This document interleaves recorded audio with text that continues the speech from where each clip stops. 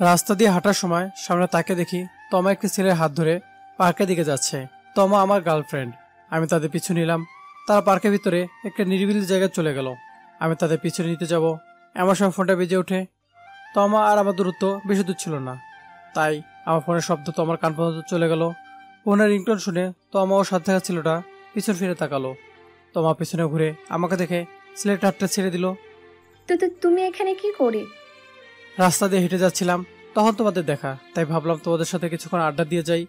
এমনিতে বাড়িতে গেলে সারাদিন বসে বসে কাটাতে হবে, তাই তোমাদের সাথে সময় কাটাতে আসলাম। মনে হয় আমি আপনাদের পার্সোনাল লাইফে ডিস্টার্ব করে ফেলেছি। আমি তাহলে আসি, ভালো থাকবেন। পার্ক থেকে বেরিয়ে পাশে চলে আসি। বাসা ঢুকতে আম্মুর লেকচার। কোথায় গেছিলি? কার সাথে ছিলি? কতবার বলেছি তোকে আজকে বাপুর বাড়ি যেতে হবে। তিশা কতবার ফোন দিয়েছে, তার হিসাব নেই। এখানে দাঁড়িয়ে কি করছিস? তাড়াতাড়ি রেডি হয়ে আয়, আমাদের যেতে হবে। আমি রুমে চলে আসলাম। আর তিশা আমার বড় বোন 3 মাস আগে বাড়ি থেকে পালিয়ে বিয়ে করেছে। কিছুদিন আগেই দুই পরিবার সবাই তাদের মেনে নিয়েছে। আর আজকে আমাদের সবাইকে আপুর শ্বশুর বাড়ি থেকে দাওয়াত দিয়েছে। আমি রেডি হয়ে নিচে গেলাম। নিচে আব্বু আম্মু সবাই দাঁড়িয়ে আছে। আমাকে নামতে দেখেই আব্বু বাইরে চলে গেল গাড়ি বের করতে। আম্মুকে নিয়ে আমি গাড়িতে বসে পড়লাম। আব্বু গাড়ি ড্রাইভ করছে। শাকিল, তিশার শ্বশুর বাড়ি গিয়ে একদম দুষ্টুমি করবি না। সেখানে অনেক লোকজন আসবে, ভদ্রভাবে চলাফেরা করবি। তুমি এই কথা বলতে পারলে? আমার মতো ভদ্র ছেলে এই এলাকায় একটা খুঁজে পাবে? আমি তোমার কাছ থেকে এটা আশা করিনি আম্মু। তুমি আমার ডিলটা আজকে ভেঙে দিয়েছো। এই কষ্ট আমি কাকে দেখাবো? হয়েছে, তোর মতো লাফাঙ্গা ছেলে এই এলাকায় কেন, আরো 2 এলাকায় ঘুরলেও খুঁজে পাওয়া যাবে না। তুমি আমাকে এভাবে পৌঁছাতে পারলে? যাও, তোমার সাথে আর কথা বলবো না। কথা বলতে বলতে আপুর শ্বশুরবাড়ি চলে এলাম। গাড়ি থেকে নামতেই আপু এসে জড়িয়ে ধরলো। কেমন আছিস ভাই? আমি ভালো আছি। তোমাকে দেখে মনে হচ্ছে তুমি অনেক খুশি। আমার শালাবাবু কোথায়? ফাজলামো করেই বললাম। পিছন থেকে আম্মু মাথায় থাপ্পড় দিল। আউচ! আপু দেখো না, আম্মু আমাকে সবসময় মারে। আম্মু আব্বু আমার পিছনে দাঁড়িয়ে আছে। আম্মু আব্বুকে দেখে আপু মাথা চুঁ করে ফেলে। কেউ কিছু বলছে না। বাড়ির ভিতর থেকে আম্মুর বয়সী একজন মহিলা বেরিয়ে এসে আম্মুর সামনে দাঁড়ালো। বিয়ান, পোলাপাই না বুঝে ভুল করে ফেলেছে। এইভাবে অভিমান করে থাকলে কি হবে? ভুলটা তো আর শোধরানো যাবে না। মেয়েকে ক্ষমা করে দিন। আপু কান্না করে আম্মুকে জড়িয়ে ধরলো। আব্বু আর থাকতে পারল না। যতই হোক, তাদের তো সন্তান। আপু শাশুড়ি আমাদের সবাইকে বাড়িতে নিয়ে গেল। আপু, দুলাভাই কোথায় গেছে? তো দুলাভাই একটু বাইরে গেছে, এক্ষুনি চলে আসবে। আপুর সাথে কিছুক্ষণ গল্প করলাম। একটু পর দুলাভাই রুমে এসে ভিতর চলে আসে। শালা দুলাভাই মিলে আড্ডা দিতে বসে গেলাম। এমন সময় পিছন থেকে ভাইয়া বলে ডাক দিল। পিছনে তাকিয়ে দেখি লিজা আপু। লিজা আপু আমার ভার্সিটির সিনিয়র। লিজা আপু আমাকে চেনে না, তবে আমি লিজা আপুকে ভালো করেই চিনি। উনি ভার্সিটির মধ্যে 1 নম্বর বখাটে মেয়ে। ভার্সিটির সব ছেলেরা লিজা আপুকে ভয় পায়। আরে লিজা, তুই ভার্সিটি থেকে কখন আসলে? এদিকে আয়, তোর সাথে পরিচয় করিয়ে দেই। এই হচ্ছে শাকিল, তোর ভাবির ছোট ভাই। আর তামিম, ওই হচ্ছে লিজা, আমার ছোট বোন। লিজা আপু না দেখা ভান করে রুম থেকে বেরিয়ে চলে গেল। আমি আর দুলাভাই আবারও গল্প করতে লাগলাম। হঠাৎ দুলাভাইয়ের ফোন বেজে ওঠে। দুলাভাই ফোনে কথা বলতে বলতে রুম থেকে বেরিয়ে গেল। আমি রুমে একা বসে কি করব, তাই আমিও দুলাভাইয়ের পিছনে পিছনে হাঁটতে লাগলাম। হঠাৎ পাশ থেকে কে যেন হাত ধরে টান দিল। তাকে দেখে লিজা আপু। আপনি আমাকে টান দিলেন কেন? এ কি, আপনি রুমের মধ্যে দরজা বন্ধ করছেন কেন? আমার তো ভয় করছে। আমি চিৎকার করব। চিৎকার করে কোনো লাভ নেই, আজকে তোরে এইখানেই ধর্ষণ করব। এই না না, এমনটা করবেন না প্লিজ। বাংলাদেশে ছেলে ধর্ষণের কোনো আইন নেই। আইন তৈরি হলে আমাকে ধর্ষণ করিয়েন। এখন আমি যাই। জি না চান্দু, আমি এখনই তোমাকে ধর্ষণ করব। আমি চিৎকার করব। বাড়িতে কেউ নেই, সবাই সাদে গেছে। দুলাভাই, আমি কিছু করি নাই। আমার কথা শুনে লিজা আপু পিছনে তাকায়। এই সুযোগে আমি রুম থেকে বেরিয়ে যাই। এক দৌড়ে ছাদে গেলাম। ছাদে গিয়ে আপুর পাশে বসে পড়ি। একটু পর লিজা আপু ছাদে চলে আসে। ছাদে এসে আমার পাশে খালি জায়গায় বসে পড়ে। আমি আপুর সাথে কথা বলতে থাকি। এমন সময় লিজা আপু আমার পেটে চিমটি কাটে। আমি আউজ করে শব্দ করলাম। সবাই আমার দিকে তাকিয়ে আছে। কি হয়েছে? এভাবে শব্দ করলে কেন? না না, কিছু হয়নি, এমনি একটু ব্যায়াম করলাম। লিজা মুচকি হাসি দিল। আমি কিছু বলতে পারছি না। লিজার চিমটি কাটছে আর মুচকি মুচকি হাসি দিচ্ছে। এবার আমিও লিজার কোমরে চিমটি কাটলাম। লিজার আগে লোক নিয়ে আমার দিকে তাকিয়ে আছে। আমি আর কিছু না বলে চুপ করে বসে রইলাম। বিকেলে আপু দুলাভাইকে নিয়ে বাসায় চলে আসি। আপু দুলাভাইকে নিয়ে রুমে চলে গেল। আমি বাড়ি থেকে বেরিয়ে মাঠে চলে আসি। মাঠে কাউকে দেখতে পেলাম না, তাই আনিকাদের বাড়ি গেলাম। আনিকা আমার ফ্রেন্ড, বলে রাখি আনিকার সাথে আমি সবসময় ফ্রি। বাড়ি এসে রান্নাঘরে গেলাম, কারণ এই সময় আন্টি রান্নাঘরে থাকে। আমি প্রতিদিন আনিকাদের বাসায় আসি আন্টি হাতে রান্না খেতে। আন্টি হাতে রান্না কি বলবো আপনাদের, জিভে জল চলে আসে। আন্টি, আজকের রেসিপি কি? আজ ইলিশ মাছের ঝোল আর চিংড়ি মাছের কালিয়া। নাম শুনে জিভে জল চলে এলো। আমি ডাইনিং টেবিলে বসে গেলাম। আন্টি সে খাবার দিয়ে গেল। খাবার খেয়ে আনিকা রুমে চলে গেলাম। আনিকা রুমে বসে মোবাইল টিপছে। আমি পিছু থেকে চুল টেনে দিলাম। আউচ, আম্মু! এই পিত্তি চুপ। তুই কখন আসলি? এই বিড়ি বলে কি, শোন, আমার জন্য একটা ব্যাড নিউজ আছে। তোর জন্য ব্যাড নিউজ? আঙ্কেল কি তোর বিয়ে ঠিক করেছে? বিয়েটা করে ফেল দোস্ত, অনেক দিন হলো বিয়ে খাওয়া হয়নি। তোর বিয়েতে পেট ভরে খাবো। চুপ পেতনি, সবসময় খাবারের পিছনে পড়ে থাকিস। আমার বিয়ে ঠিক হয় নাই। বিয়ে হলে আমার জন্য ভালো সারাদিন বউয়ের সাথে রোমান্স করতাম। এর থেকে বড় বিপদ। কিসের বিপদের কথা বলছিস তুই? তিশা আপু পালিয়ে বিয়ে করেছে, সেটা তুই জানিস। কিছুদিন আগে দুই পরিবার সবাই বিয়েটা মেনে নিয়েছে। আজকে আমরা আপুর বাসায় গিয়েছিলাম। আপুর শ্বশুরবাড়ি গিয়ে লিজা আপুকে দেখে আমি অবাক হয়ে যাই। পরে জানতে পারি লিজা আপু দুলা ভাইয়ের ছোট বোন। আপু ননদিনী ভালো কথা, সারাদিন আমাকে একটু শান্তিতে থাকতে দেয় নাই। সাত উঁচু করে দেখালাম, এই দেখ চিপটি কেটে কি অবস্থা করেছে। আমাকে আবার একটু রুম নিয়ে দর্শন করতে চেয়েছিল। লিজা আপু তোর ধর্ষণ? জীবনে প্রথমবার একটা মেয়ে ছেলেকে ধর্ষণ করেছে। খুব হাসি পাচ্ছে তাই না? কালকে ভার্সিটি কিভাবে যাব? এতদিন লিজা আপুর থেকে দূরে থাকছি, এখন কি হবে আমাদের? আনিকা আমার কথা শুনে মাথায় হাত দিয়ে বসে পড়লো। আমি আনিকার পাশে বসে আছি। দোস্ত, একটা উপায় বের কর। তামিম, হৃদয়, তাসি, মিম কোথায়? মিম, হৃদয়, তামিম, তাসি আর আনিকা আমার ফ্রেন্ড। আমি আর আনিকা সবাইকে ফোন দিয়ে আনিকাদের বাসায় আসতে বললাম। একটু পরে সবাই আনিকাদের বাসায় চলে আসে। আমি ওদের সব বলে দিলাম। সবাই চিন্তায় পড়ে গেল। মিম বারান্দায় বসে বসে ভাবছে। হৃদয় পড়ার টেবিলে চলে গেল, তাসি ফ্লোরে বসে আছে। আনিকা আর আমি খাটের দুই পাশে দুইজন বসে বসে ভাবছি। সবাই গভীর ভাবনায় চলে গেলাম। 1 ঘন্টা ভেবে কোনো উপায় খুঁজে পেলাম না। হঠাৎ আমার ফোনে রিংটং বেজে উঠলো। মোবাইলের স্ক্রিনে তাকিয়ে দেখি অচেনা নাম্বার। মিম ছো মেরে আমার হাত থেকে মোবাইলটা কেড়ে নিল। বেচারি ভেবেছিল আমার গার্লফ্রেন্ড ফোন দিয়েছে। ফোন রিসিভ করতেই ওপাশ থেকে মেইলি কণ্ঠে ভেসে আসলো, জানো। কথাটা শুনে আমার মাথায় আকাশ ভেঙে পড়লো। আবার বলতে লাগলো, কেমন আছো জানু? সবাই কথাটা শুনে আমার উপর ঝাঁপিয়ে পড়ে আমাকে ইচ্ছা মতো কিল ঘুষে মারতে লাগলো। আমাকে ফ্লোরে ফেলে দিয়ে মোবাইল লাউড স্পিকারে দিল। ওপাশ থেকে মেয়েটা বলল, কি করছো জানু? হৃদয় উত্তর দিল, বসে আছে জানো। মেয়েটা আবার বলল, খাবার খেয়েছো? হৃদয় আবার উত্তর দিল, না জানো, তুমি খেয়েছো? আমি ফ্লোরে বসে ওদের কথা শুনছি। হঠাৎ মেয়েটা বলে উঠল, জানো, ভাবি তোমার সাথে কথা বলবে। সবাই বুঝে গেল যার সাথে হৃদয় কথা বলতেছে সেটা আর কেউ না, লিজা আপু। সবাই ভয় পেয়ে আমার হাতে ফোনটা দিয়ে দূরে চলে গেল। আমি বুঝতে দিলাম না এতক্ষণ হৃদয়ের সাথে কথা বলছিল। ফোন কেটে দিতেই মনে পড়ে গেল আপু তো আমাদের সাথে এসেছে।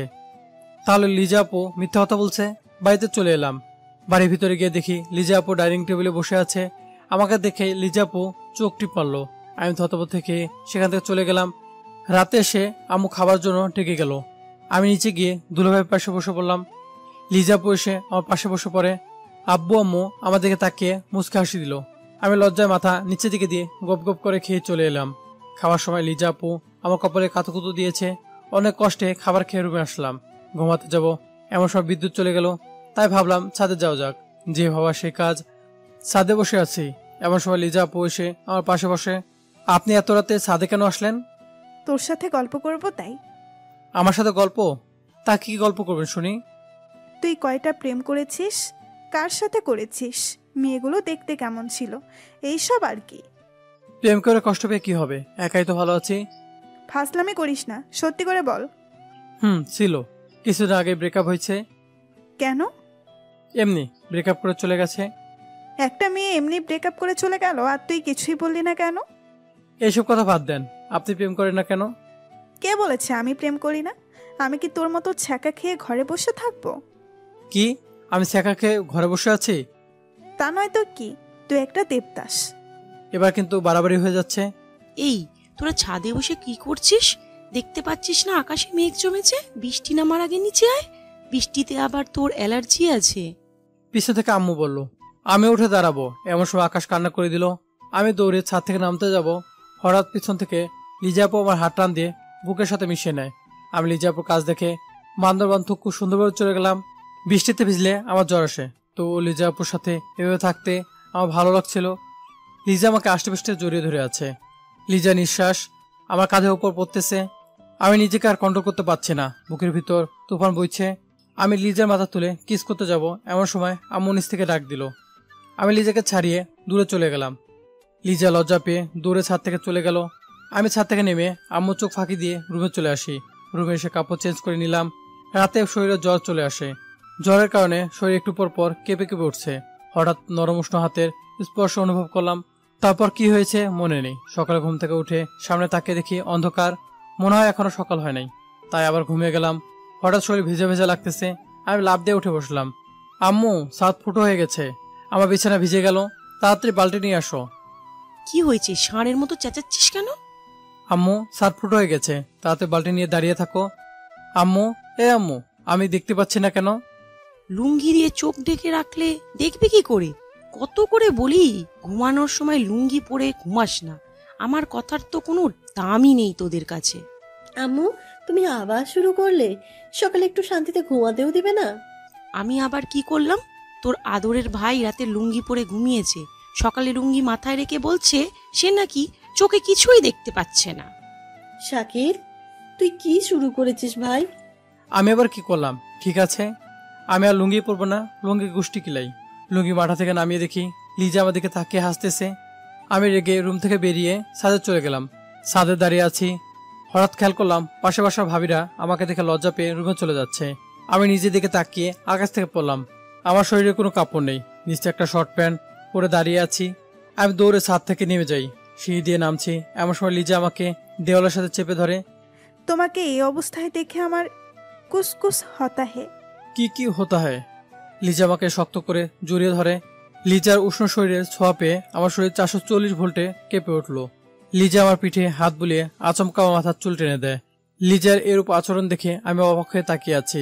আমি লিজার দিকে তাকিয়ে দেখি লিজার ঠোঁট কাঁপছে। আমার মনে হচ্ছে আমি লিজার ঠোঁটে হারিয়ে যাই। লিজার উষ্ণ ঠোঁট আমাকে টানছে, কিন্তু আমি ভয়ে কিছু করতে পারছি না। হঠাৎ লিজা আমাকে টান দিয়ে 4 ঠোঁট মিলিয়ে দেয়।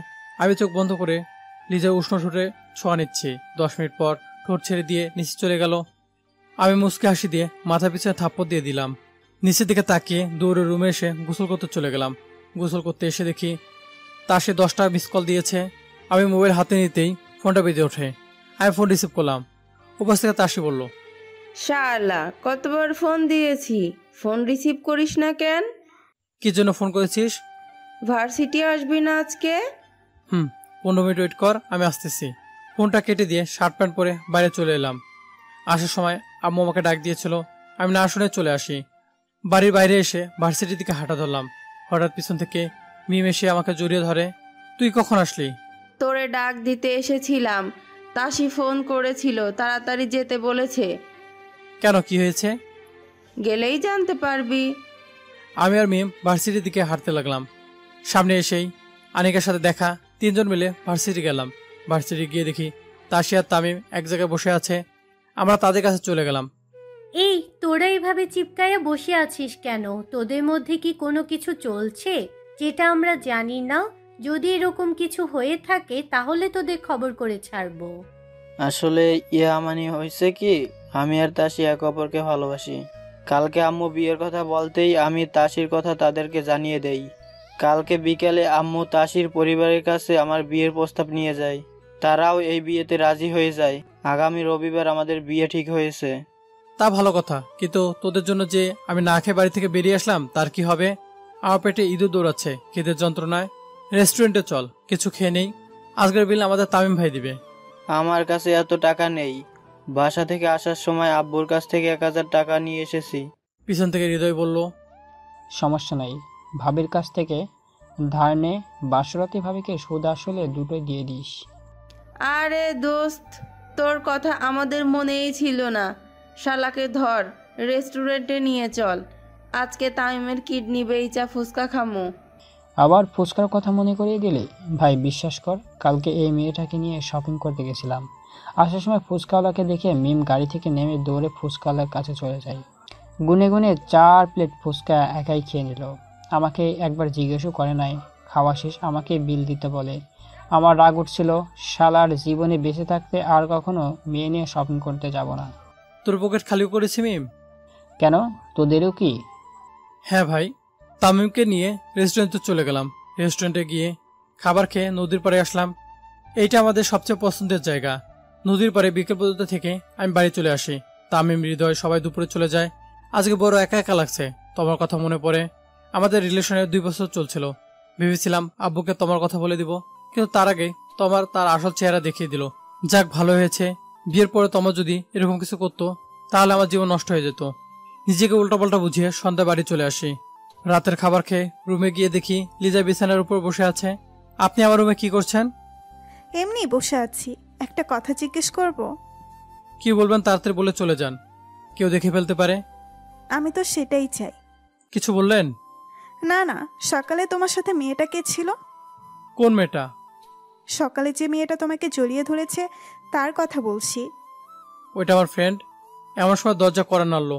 আমি দরজা খুলে দেখি আম্মু। আম্মু, তুমি এখানে? কিছু বলবে? আম্মু আমাকে ধাক্কা দিয়ে রুমের ভিতরে ঢুকে। লিজাকে আমার রুমে দেখে আম্মু আমার দিকে রাগের চোখ নিয়ে তাকালো।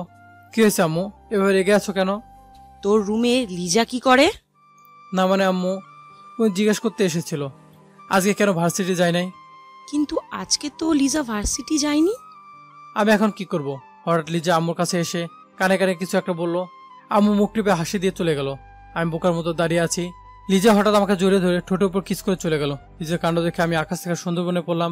রাতে শুয়ে আসছি, এমন সময় ফোনটা বেজে উঠলো। হাতে নিয়ে দেখি তমা। আমি ফোনটা কেটে দিলাম।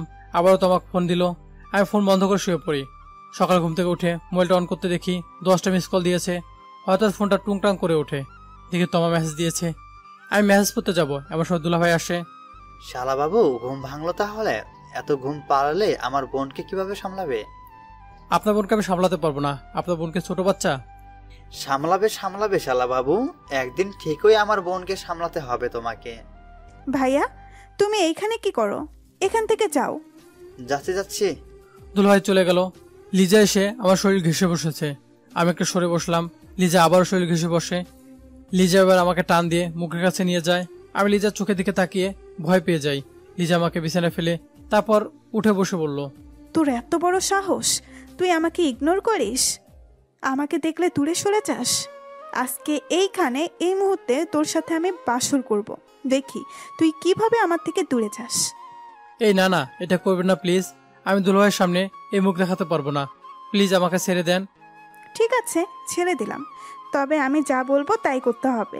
যদি তার বিপরীত করিস তাহলে বিয়ে ছাড়ার আগেই বাসর করে নিব। ঠিক আছে, আপনি যা বলবেন আমি তাই করব। Good boy. আমার খুব খিদে পেয়েছে। সকালে উঠে কিছু খাওয়া হয় নাই। আমি নিচে গিয়ে খাবার খেয়ে আসি। না, তুই চুপ করে এখানেই বসে থাকবি, একটুও নড়াচড়া করবি না। আমি নিচে থেকে খাবার নিয়ে আসছি। আজ থেকে আমি প্রতিদিন তোকে খাবার খাইয়ে দিব। আমি আপনার হাতে খাবো কেন? আপনি কি আমার বউ? হতে কতক্ষণ? কিছু বললেন? না, আমি খাবার নিয়ে আসছি। খাবার শেষে আমরা বাইরে ঘুরতে যাব। আমি আপনার সাথে ঘুরতে যেতে পারবো না, আমার অনেক কাজ আছে। তোর কোনো কাজ নেই, তোর শুধু একটাই কাজ, সব সময় আমার কাছে থাকবি। কথাটা বলে লিজা চলে গেল খাবারের জন্য। আমি এই সুযোগে বারান্দার পাইপ বিয়ে তামিমদের বাসায় চলে গেলাম। আর 2 দিন পর তামিমের বিয়ে, তাই আজকে তামিমের বিয়ে শপিং করতে যাব। একটা রিক্সা নিয়ে তামিমের বাসায় চলে গেলাম। বাসায় গিয়ে দেখি সবাই সোফায় বসে গল্প করছে। আমাকে দেখে তামিম হৃদয় এসে কিল ঘুষি মারতে থাকে। আরে তোরা কি করছিস? ছেলেরা ব্যথা পাচ্ছে। আন্টি, আপনি আমার কষ্টটা বুঝেন। ওরা কেউ আমার কষ্ট বোঝে না। ওরা বন্ধু না শত্রু। আমরা তোর শত্রু। দাঁড়া, দেখাচ্ছি মজা। এই তোরা থাম, শাকিল আসতে এত দেরি কেন করলি? তোমার মোবাইল বন্ধ কেন? তামিম এই পর্যন্ত 15 বার তোমার মোবাইলে ফোন দিয়েছে। আমরা তোমার জন্য 30 মিনিট হলো বসে আছি। সরি আঙ্কেল, ঘুম থেকে উঠতে দেরি করে ফেলেছি। রাতে মোবাইল বন্ধ করে চার্জে দিয়েছিলাম। আঙ্কেল, যা কথা আছে গাড়িতে বসে কইরেন, অলরেডি দেরি হয়ে গেছে। চলো। আমরা সবাই গাড়ি নিয়ে বসুন্ধরা শপিং কমপ্লেক্সে গেলাম। শপিং কি করব ভাই, আমার পেটে ইঁদুর দৌড়াচ্ছে খিদের যন্ত্রণায়। আমি হৃদয়ের কাছে বলে বাইরে এসে পেট ভরে খেয়ে নিলাম। আহ, কি শান্তি। কিছু টুকটাক শপিং করে চলে আসি। সারাদিন তামিমদের বাড়িতে বিয়ের কাজ করে সন্ধ্যায় বাড়ি চলে আসি। বাড়ি এসে আম্মুর কথা শুনে আমি মাটির নিচে চলে গেলাম। বাড়িতে আসতে আম্মু পিছন থেকে ডাক দিল, শাকিল সারাদিন কোথায় ছিলি? আম্মু, আমি তামিমদের বাসায় ছিলাম। রবিবারে তামিমের বিয়ে, তাই আজকে শপিং করতে গিয়েছিলাম।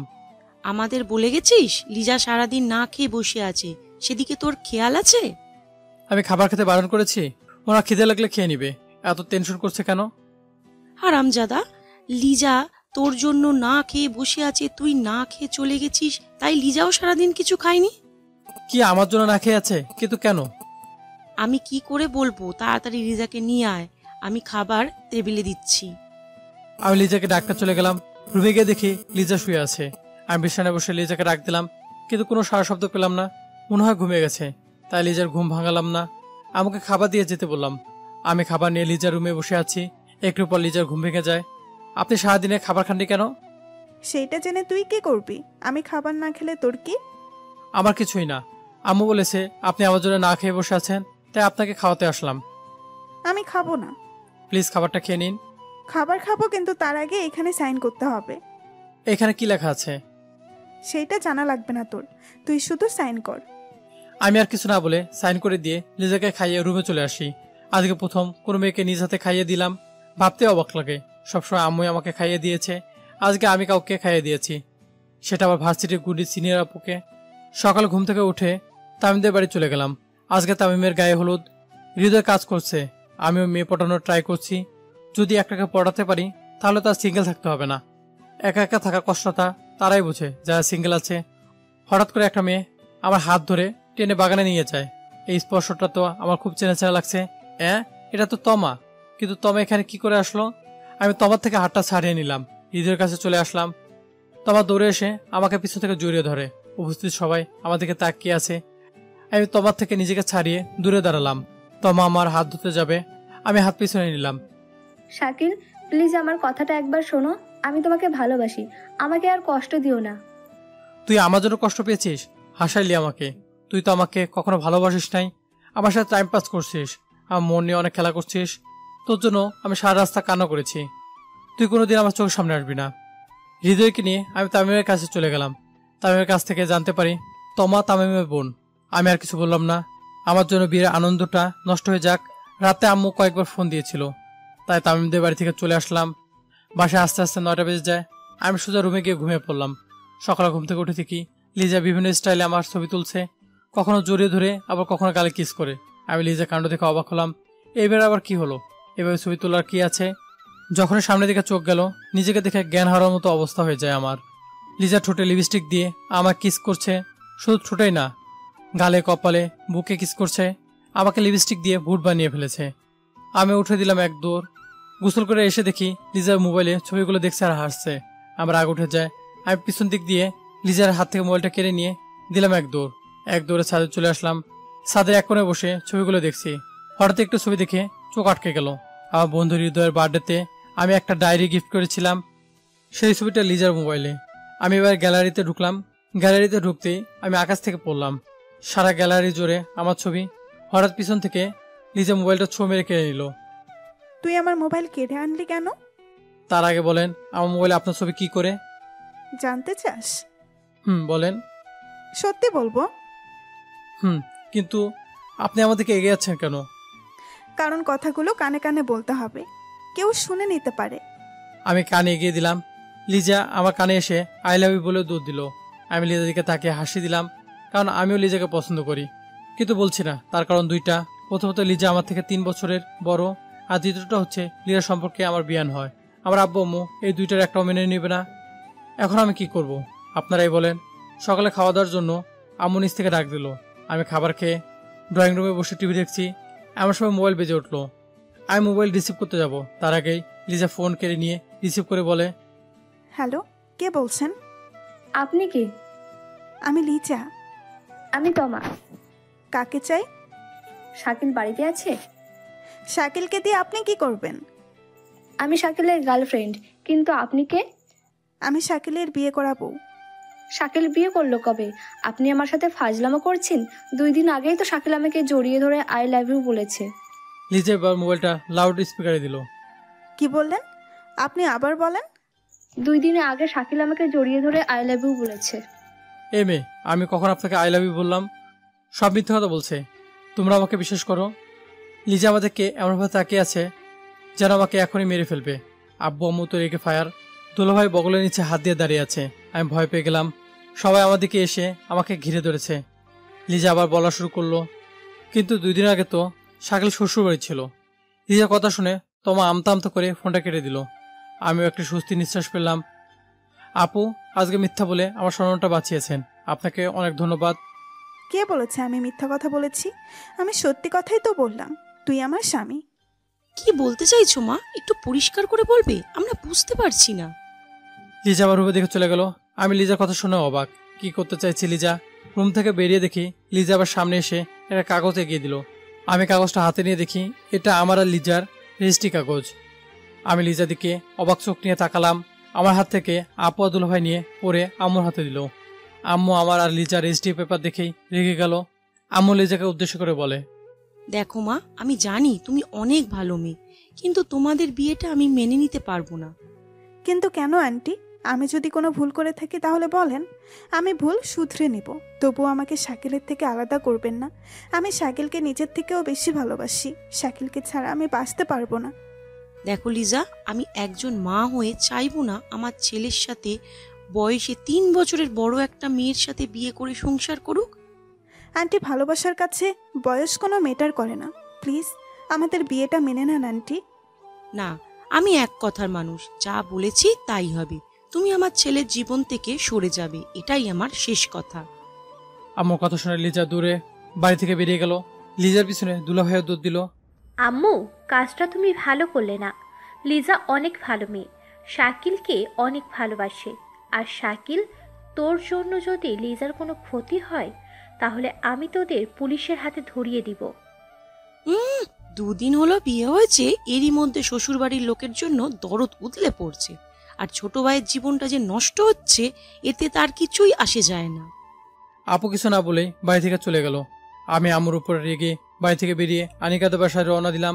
আনিকাদের বাড়িতে এসে দরজা কলিং বেল বাজালাম। আন্টি শুধু দরজা খুলে দিল। আমি ভিতরে গিয়ে চেয়ার টেনে বসে পড়লাম।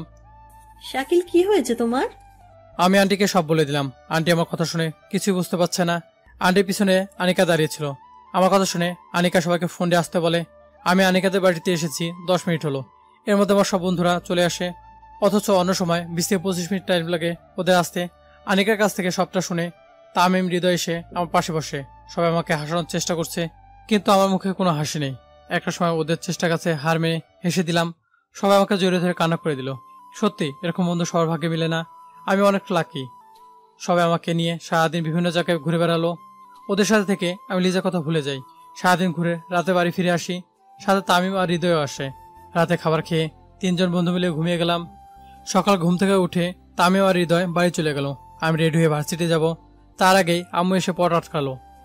শাকিল, কোথায় যাচ্ছিস? ভার্সিটি যাচ্ছি আম্মু। কেন, কিছু বলবে? ভার্সিটি যাওয়া লাগবে না, আজকে রুমে গিয়ে শুয়ে থাক।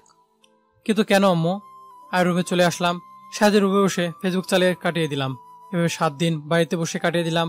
আজকে অনেক কষ্টে আমাকে রাজি করিয়ে ভার্সিটি যাচ্ছে। ভার্সিটি গেটের সামনে আসতেই পিছন থেকে মিলা আপু ডাক দিল। মিলা লিজার বেস্ট ফ্রেন্ড। মিলা আপুর সাথে কথা বলতে বলতে ভার্সিটির ভিতরে চলে আসলাম। মিলা আপুকে বিদায় দিয়ে হারামি বন্ধুদের কাছে গেলাম। তামিমের সামনে গিয়ে দাঁড়াতে সবাই এসে আমাকে জড়িয়ে ধরলো। শাকিল, এতদিন কোথায় ছিলি? ভার্সিটিতে আসলি না? আবার তোর মোবাইলটাও বন্ধ। আরে বলিস না, আমার 7 দিন ভার্সিটি আসতে দেয় নাই, আর মোবাইলটা নিয়ে গেছে। আমরা বসে গল্প করতেছি, হঠাৎ লিজা আপু এসে আমরা হাত টেনে ভার্সিটির পিছনে নিয়ে আসলো। আপনি আমাকে এখানে নিয়ে আসলেন কেন? সবাই দেখলে কি মনে করবে? কে কি মনে করলো সেটা জেনে আমি কি করব? তুই এতদিন ভার্সিটি আসলি না কেন? জানিস তোর জন্য আমি কত চিন্তা করেছি। যদি আন্টি তোরে দূরে কোথাও পাঠিয়ে দেয় আমার থেকে আলাদা করার জন্য। যাক, ভালোই হয়েছে তুই আমার কাছে ফিরে এসেছিস। আচ্ছা আন্টি সেদিন তোরে কিছু বলে নাই তো? এতগুলো প্রশ্ন শুনে আমি লিজা দিকে অবাক হয়ে তাকে রইলাম। এই মেয়ে আমাকে নিয়ে এত চিন্তা করবে জানাই ছিল না। কিরে, বলছিস না কেন? আন্টি তোরে কিছু বলেছে কি না? না, আম্মু আমাকে কিছু বলে নাই। আর আপনি আমার চিন্তা বাদ দিয়ে নিজের শরীরের দিকে তাকিয়ে দেখেন কি অবস্থা করেছেন আপনার শরীরের। আমার খেয়াল রাখার জন্য তো তুই আছিস। আমি আপনার খেয়াল রাখতে যাব কেন? কারণ আমি তোর দুষ্টু মিষ্টি বউ। আমার খেয়াল রাখবে না তো কার খেয়াল রাখবি? আমি আপনার খেয়াল রাখতে পারবো না? আপনি কি বাচ্চা যে আপনার খেয়াল রাখতে হবে আমাকে? আমি তোমার বউ বাচ্চা, তাই তুমি শুধু আমার খেয়াল রাখবে আর একটু একটু আদর করবি। আমার ঠেকা পড়েছে আপনার খেয়াল রাখার। কি বললি তুই?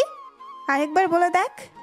না, বললাম কিভাবে আপনার খেয়াল রাখবো, যদি দয়া করে একটু বলে দিতেন তাহলে ভালো হয়। আমি তো আবার এইসব কম বুঝি, তাই বললাম। আইসা আমার পিচ্ছি বর, বেশি কিছু করতে হবে না, শুধু প্রতিদিন তুই আমার এই মিষ্টি ঠোঁট দিয়ে আমাকে একটু আদর করে দিলেই হয়ে যাবে। এসবের কিছুই হবে না। আম্মু জানতে পারলে আমাকে ভার্সিটি আসা বন্ধ করে দিবে। আমি চললাম। এতদিন পরে তোমাকে কাছে পেয়েছি, এমনি এমনি তো আর তোমাকে ছাড়ছি না। কি করতে চাইছেন আপনি? লিজা কোনো উত্তর না দিয়ে আমরা হাত ধরে টান দিয়ে কাছে নিয়ে জড়িয়ে ধরে, এমনভাবে জড়িয়ে ধরেছিল যেন আরেকটু হলে আমি উপরে চলে যেতাম। লিজা আমাকে ছেড়ে দিয়ে আমার কপালে চুমে দিল। আমি রাগের চেহারা নিয়ে লিজার দিকে তাকালাম। আরে রেগে আছো কেন? কি হয়েছে? সবার বউ ঠোঁটে কিস করে, আর তুমি আমার কপালে কিস করলে কেন? যাও, তোমার মতো বউ আমার লাগবে না। একটু রাগ করেই বললাম। আমার বরটা কি আমার উপর রাগ করেছে? অনেক। আমার কথা শুনে লিজা মুচকে হাসি দিয়ে আমার ঠোঁটে আলতো করে ঠোঁট বসিয়ে দিল। লিজার ঠোঁটের ছোঁয়া পেয়ে আমার ভালো লাগছিল। 7 মিনিট পর ছেড়ে দিল। এবার খুশি হয়েছো? অনেক খুশি। শাকিলা, একটা সত্যি কথা বলবে? কি কথা? তুমি আমাকে ভালোবাসো না, সত্যি করে বলবে কিন্তু। আমি আপনাকে ভালোবাসি, কিন্তু ভয় ভয়ে বলতে পারিনি।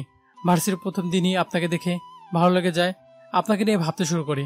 কিন্তু পরের দিন ভার্সিটি গিয়ে দেখি একটা ছেলেকে আপনি মারছেন। আমার পাশে একটা বড় ভাই দাঁড়িয়েছিল। তার কাছ থেকে জানতে পারি আপনি কি ভার্সিটির সব ছেলেকে এভাবে মারেন। তাই ভয়ে আমি আর আমার বন্ধুরা কেউ আপনার সামনে দিতাম না, আপনার থেকে দূরে থাকতাম। তাহলে এতদিন আমার সাথে অভিনয় করেছিলে? একটু। তবে আমি কিন্তু আপনাকে বুঝিয়েছি আমি আপনাকে কতটা ভালোবাসি। কিভাবে? রাতে বৃষ্টির কথা মনে আছে? আপনি আমাকে জড়িয়ে ধরেছিলেন। আমি কিন্তু তখন আপনাকে কিছু বলিনি। প্রায় রাতে আপনি আমার রুমে গিয়ে আমার ঠোঁটে কপালে কিস করতেন। আমি সব জেনেও না জানার অভিনয় করে যেতাম। কথাগুলো শুনে লিজা আমার উপর ঝাঁপিয়ে পড়ে। এলোপাতার কিল ঘুষি মেরে আমার অবস্থা নাজেহাল করে ফেলেছে। আমি লিজার হাত ধরে এক টান দিয়ে বুকের সাথে চেপে ধরলাম। লিজা আমার থেকে ছাড়া পাওয়ার জন্য চেষ্টা করছে, কিন্তু আমার শক্তির সাথে পেরে উঠছে না। ছাড়ো আমাকে, তুমি আমার সাথে কথা বলবে না। সত্যি ছেড়ে দিব? ঠিক আছে, তাহলে আমি বরং আমার পছন্দ করা মেয়েকে বিয়ে করে নেই। কি? আন্টি তোমার বিয়ে ঠিক করেছে? তাহলে আমার কি হবে? তোমার আর কি হবে? দেবদাস তো আর হতে পারবে না, তবে দেবদাসিনী হতে পারবে। দেবদাসিনী রূপে, কিন্তু তোমাকে সেই মানাবে। আমি রাস্তা দিয়ে হেঁটে বুকে জড়িয়ে ধরে হাতে হাত রেখে হেঁটে যাব, আর তুমি আমাদের দিকে তাকিয়ে থাকবে। লিজার দিকে তাকিয়ে দেখি লিজার চোখে পানি টলমল করছে, যে কোনো সময় কান্না করে দিবে। বলতে না বলতেই কান্না করে দিল। আরে কান্না করছে কেন? আমি তো মজা করে কথাটা বলেছি। তুমি এসব বিষয় নিয়ে আমার সাথে কখনো মজা করবে না। আচ্ছা বাবা, আমার ভুল হয়েছে, আজকে ক্ষমা করে দাও। আমি লিজাকে জড়িয়ে ধরে কানের কাছে মুখ নিয়ে একটা কথা বললাম। কথাটা একটু পরে জানতে পারবেন। লিজা আমার কথা শুনে ফিক করে হেসে দিল। ভার্সিটি ছুটি হলে তামিদের সাথে বাসায় চলে আসি, কারণ দেরি করে গেলে আম্মু আবার সন্দেহ করবে। লিজা আমাকে আসতে দিবে না, অনেক বুঝে চলে আসতে হলো। বাড়িতে এসে দেখি আম্মু সোফায় বসে টিভি দেখছে। আমি শীতে পা রাখতেই আম্মু টিভি দিকে তাকিয়ে আমাকে ডাক দিল। আম্মু কিছু বলবে? লিজার সাথে তোর দেখা হয়েছিল? না আম্মু, ওনার সাথে আমার দেখা হয় নাই। কেন বলো তো আম্মু? না এমনি, তুই রুমে যা। আর রুমে চলে গেলাম। টেবিলে বসে ভাবতেছি কিভাবে ময়না বেগম মানে আম্মুকে রাজি করানো যায়। অনেক ভেবে একটা বুদ্ধি মাথায় আসলো। বুদ্ধি কতটুকু কাজে লাগবে সেটা আমি জানি না, তবে চেষ্টা করলে দোষ কোথায়। তাই আমি প্রথমে দুলাভাইকে ফোন দিলাম, আপুকে ফোন দিলাম না, কারণ আপু আমার উপর রাগারাগি করতে পারে, এতে প্ল্যানটা নষ্ট হয়ে যাবে। দুয়ে ফোন দিলাম কিন্তু ধরছে না। 3বারের সময় ফোন রিসিভ করে গরম গলায় বলল, কেন ফোন দিয়েছো তুমি? দুলাভাই আমার কথাটা শুনেন। আমি কথাটা বলতে ফোনটা কেটে দিল। আমি আবার ফোন দিলাম। কেন বিরক্ত করছো? আমার বোনের জীবনটা তো নষ্ট করে দিয়েছো, এখন আবার কি চাই? আপনার কি মনে হয় আমি লিজার জীবন নষ্ট করার জন্য আপনাকে ফোন দিয়েছি? তাহলে কেন ফোন দিয়েছো? লিজাকে এবারে বউ করে আনার জন্য। আমি লিজাকে ভালোবাসি, কিন্তু আম্মু এত সহজে আমাদের মেনে নেবে না। তাই আমার কাছে একটা বুদ্ধি আছে, লিজাকে এবারে বউ করে আনার। এতে সাপও মরবে, লাঠিও ভাঙবে না। কি বুদ্ধি? তাড়াতাড়ি বল। এখন না, কালকে আমার বন্ধুদের নিয়ে আপনার বাসায় আসবো। আপনি আপুকে রাতে সবকিছু বলে রাখবেন, যেন আমরা গেলে সিনক্রেট না করে। আর লিজাকে কাল ভার্সিটি পাঠিয়ে দিবেন। কেন? লিজা থাকলে কি সমস্যা? কোনো সমস্যা নেই, তবে আমি লিজাকে সারপ্রাইজ দিতে চাইছি। ঠিক আছে, তোমরা কখন আসবে? 8টার দিক দিয়ে আসবো। দুলাভাইয়ের সাথে কথা বলে ফোনটা কেটে দিলাম। এখন আবার তামিমদের ফোন দিয়ে সবটা জানাতে হবে। তামিমের মোবাইলে ফোন দিলাম, কিন্তু ব্যস্ত দেখাচ্ছে। মনে হয় শালা বউয়ের সাথে কথা বলতেছে। তাই আর বিরক্ত না করে হৃদয়ের মোবাইলে ফোন দিলাম, কিন্তু হৃদয়ের মোবাইলে ব্যস্ত দেখাচ্ছে। তাই হৃদয়কে মেসেজ করলাম, হৃদয় আমাকে ফোন দিস। মেসেজটা সেন্ড করে মোবাইল বিছানায় রাখতে হৃদয় ফোন করলো। হ্যালো শাকিল, ফোন দিয়েছিলি কেন? কালকে আব্বু শ্বশুর বাড়ি যাবো, আমার সাথে তোরা যাবি। আমরা তোর আপুর বাড়িতে গিয়ে কি করব? সেটা কালকে জানতে পারবি। তুই সবাইকে বলে দিস। হৃদয়ের সাথে কথা বলে ফোনটা কেটে দিলাম। বিকেলে ছাদে বসে গেমস খেলতেছি, এমন সময় পাশের বাড়ি ভাবি ডাক দিল। শাকিল ভাই, শুনলাম আপনি নাকি বিয়ে করেছেন, তাও আবার আপনার দুলা ভাইয়ের ছোট বোনকে। আপনাকে কে বলেছে? এসব কথা বলতে হয় নাকি? বাতাসের সাথে ভেসে আসে। বাতাস তো আপনার সাথে কথা বলে। আরে না ভাই, পাশের বাসার শেফালি ভাবির মুখে শুনেছি। আর কি কি বলতেছে? আর কিছু বলেনি। আচ্ছা, ভাবিকে দেখতে পাচ্ছি না কেন? আপনার ভাবি বাপের বাড়ি গেছে। কবে আসবে? জানি না, এত প্রশ্ন করেন কেন? আপনার বউ বাপের বাড়ি থেকে কবে আসবে আপনি জানেন না? এটা কেমন কথা? আপনার যদি এতই দরদ উতলে পড়ছে, তাহলে আপনি ফোন দিয়ে জেনে নেন কবে আসবে। আমার রাগ দেখে ভাবি আর কিছু বলতে পারলো না। তার আগে পিছন থেকে আম্মু রেগে গিয়ে বলল, শাকিল, বড়দের সাথে কিভাবে কথা বলতে হয় তুমি জানো না? তোমাকে আমি এই শিক্ষা দিয়েছি? জানি আম্মু, কিন্তু তুমি হয়তো জানো না এই মহিলাগুলো কতটা খারাপ। এদের কারণে রাস্তা দিয়ে হেঁটেও যেতে পারি না, যেখানে যাই সেখানে একই প্রশ্ন, শাকিল তোমার বউকে বাপের বাড়ি থেকে কবে আনবে? এতদিন বউকে কেউ বাপের বাড়িতে রাখে? শুনলাম তুমি নাকি ডিভোর্স দিবে। বলো কি উত্তর দিব? কি হলো, চুপ করে আছো কেন? কিছু একটা তো বলো। হ্যাঁ, তুমি আর কি বলবে? তুমি তো খাচ্ছ আর ঘুমাচ্ছ, কিন্তু আমার উপর দিয়ে কি যাচ্ছে সে খবর কি তুমি রেখেছ? তোমার সিদ্ধান্তের জন্য আমার কতটা ক্ষতি হবে সেটা তুমি ভেবেছ? তুমি সবসময় বলতে আমরা দুজন তোমার হীরের টুকরো সন্তান, কিন্তু আজকে দেখো তোমার সিদ্ধান্তের জন্য এক হীরের টুকরা তোমার উপর অভিমান করে চলে গেছে, আর একজন কোনো মতো বেঁচে আছে। কথাটা বলেই ছাদ থেকে নেমে রুমে এসে দরজা বন্ধ করে শুয়ে পড়লাম। রাতে খাওয়ার জন্য আব্বু এসে ডেকে গিয়েছিল, কিন্তু আমি যাইনি। পরে আম্মু এসে ডেকে যায়, আর যাওয়ার সময় বলে যায়, তুই যাই বলিস না কেন, আমি আমার সিদ্ধান্ত থেকে নড়বো না। আমি লিজাকে ছেলের বউ হিসাবে মেনে নেব না। কথাটা বলেই আম্মু চলে যায়। আমি মনে মনে বললাম, আম্মু তুমি মস্কাবে তবু ভাঙবে না। তবে তুমি জেনে রাখো আমি কিন্তু তোমারই সন্তান। তোমাকে কিভাবে মানাতে হয় তা আমার ভালো করে জানা আছে। এমন বুদ্ধি করেছি না, তুমি নিজ থেকে লিজাকে এ বাড়িতে বউ করে আনবে। কখনো ঘুমিয়ে গেছি মনে নেই। সকালে ঘুম থেকে উঠে ঘড়ির দিকে তাকিয়ে দেখে 8টা বেজে গেছে। আমি বিছানা থেকে উঠে হাতে শার্ট নিয়ে দৌড়ে হৃদয়ের বাড়ির দিকে রওনা হলাম। হৃদয়ের বাড়ির সামনে এসে দেখি সবাই আমার জন্য অপেক্ষা করছে। এত দেরি করে আসলি কেন?